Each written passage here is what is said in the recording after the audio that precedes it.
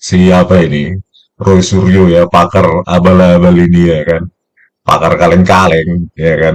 Coba kita ini dulu ya. Aduh, muncullah dulu Koroy, tantang dulu saya ini. Aduh, meskipun nggak level juga emang tahu ini, tapi supaya hidup kasus ini ya kita apalah dulu dia kan, sebelum masuk kasusnya si Mamak tuh kita cuplik-cuplik dikit-dikit ya kan. Oke, kita lihat dulu ini ya. Sehat Bang? Sehat, alhamdulillah. Baik, kami juga menghadirkan pakar multimedia yang juga hadir di persidangan pada tahun 2016, nonton langsung dari PN Pusat, Mas Roy Suryo. Nonton langsung pakar multimedia, inilah media massa kita ini. Dari mana lah orang ini pakar multimedia ya kan. Multimedia itu artinya kan ada kanal suara ya, ada teks ya, subtitle, jadi ada di situ suara, teks, ya, citra, itu, ya. Jadi ada berapa dimensi itu ya? Ada dimensi untuk video saja, ada 3 dimensi ya, spasial X, Y, dan temporalnya, frame demi frame, 3 dimensi. Belum lagi dimensi untuk teks ya. Terus ada lagi dimensi untuk suara, berarti ada 5 dimensi, plus kodeknya, kompresor dan dekompresornya untuk pemampatan ya, mengkompres data. Berarti kan kompleks sekali ya. Dan orang ini dengan segala macam latar belakang pendidikannya ya, seharusnya dia pakar tool user multimedia gitu, pakar Photoshop, videografi, mungkin bisa lah kayak gitu kan, fotografi. Tapi kalau multimedia itu sangat kompleks, itu ada jurusannya sendiri untuk menganalisis image video itu di universitas itu. Waduh, media massa ini kacau. Oke, lanjutlah. Ya, selamat yang buat heboh juga nih. Sempat diusir nggak Mas 2016? Iya, karena membela kebenaran dan mengatakan bahwa waktu itu ahlinya ngaco. Wah. Nah, nanti saya jelaskan ngaconya Sempat buat kenapa. rame dan ambil.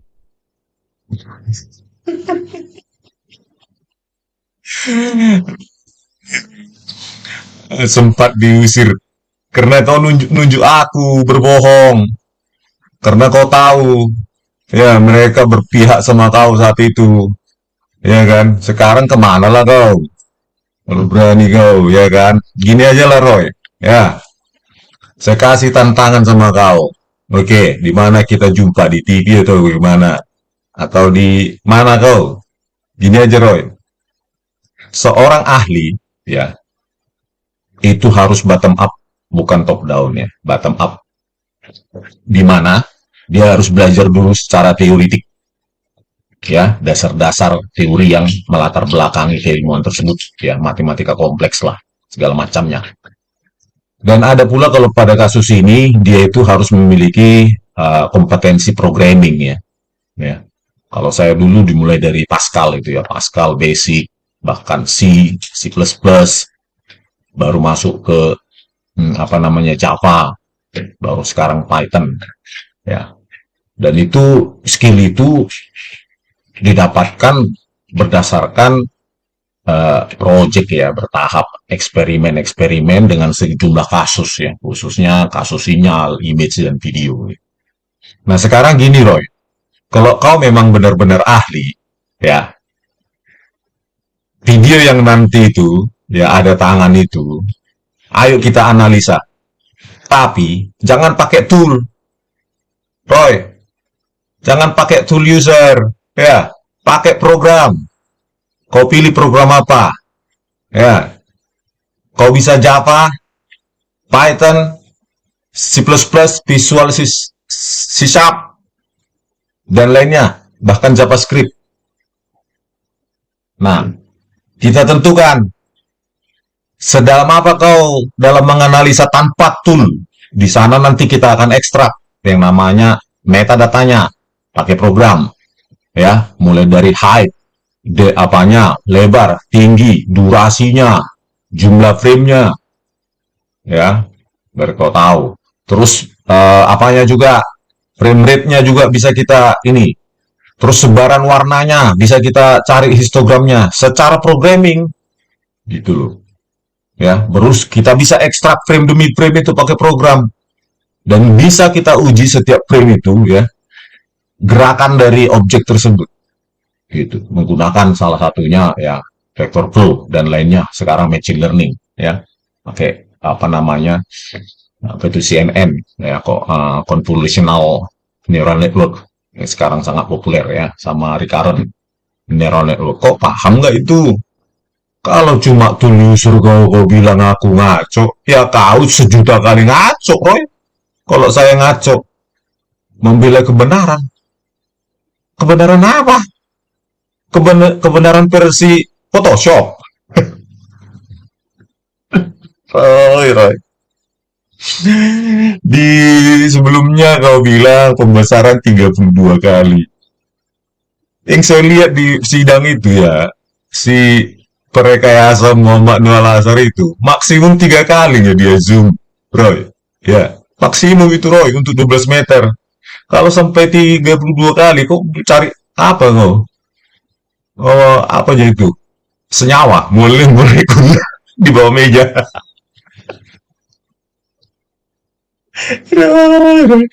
Itulah tantangan saya Roy ya, sama kau ya. Jangan kau pakai tool. Kenapa? Kalau kau seorang ahli, itu bottom up, belajar dari bawah puluhan tahun. Ya, dan itu harus linier. Ya.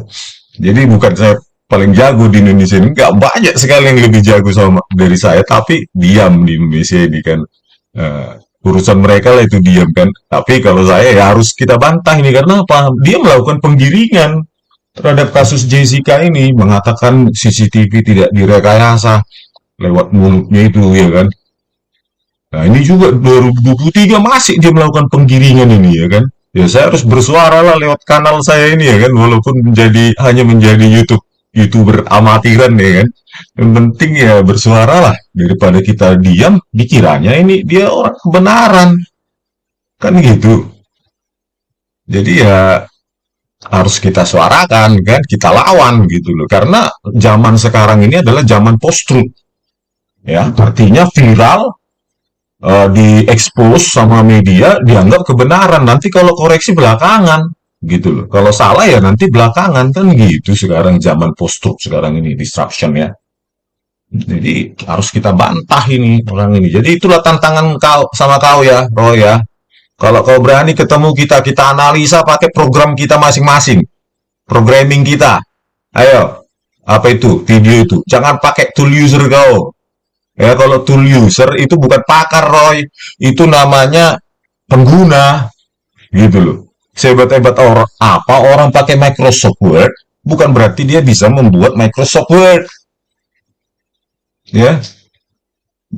Begitu, Roy. Jangan sok hebat kau menggiring-giring opini lagi. Seorang anak manusia nggak ada hati nuranimu ya. Aduh, aduh. Ini orang memang ya. Kita ketawain aja ya. Ini hari Sabtu soalnya. Oh iya, Roy. Kita lanjut. Di ruang persidangan. Ambiar, harus ambiar. Kami juga menghadirkan ini di Zoom. Oke, lanjut saya skip aja ya. Biar jangan kena apa namanya copyright. Kita play lagi. Karnelia spesial bersama dengan ayah. YouTube Iya, dan sebaiknya diputar aja. Oke. Iya, karena apapun itu mungkin tidak sempat keluar di sidang tahun 2016.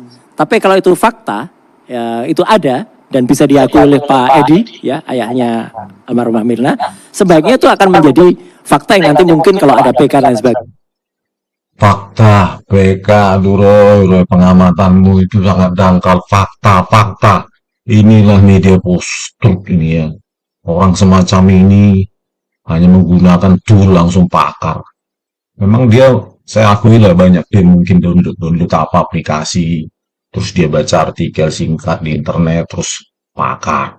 Dia sering coba-coba lah, memang saya akui mungkin dia suka coba-coba eksperimen-eksperimen gitu, ya kan. Tapi ya salah kalau dianggap pakar, mungkin ya user ya, gitu. Tapi kalau pakar, ya dimulailah dari bawah, ya, supaya pendapatnya itu berbasis ilmiah yang benar. Media massa ini. Ais.